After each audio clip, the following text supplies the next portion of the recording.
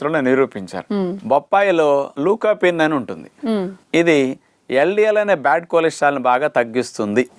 అందుకని బొప్పాయి రెగ్యులర్గా బ్యాడ్ కొలెస్ట్రాల్ ఎక్కువ ఉన్నవారు, ట్రైగ్లిజరైడ్స్ ఎక్కువ ఉన్నవారు తీసుకోవటం వల్ల మంచి మేలే జరుగుతుంది అనమాట. ఇంకొకటి తీసుకుంటే చర్మ సౌందర్యానికి చాలా మంచిది. మన చర్మం కింద కొలాజన్ మెష్ ఉంటుందండి.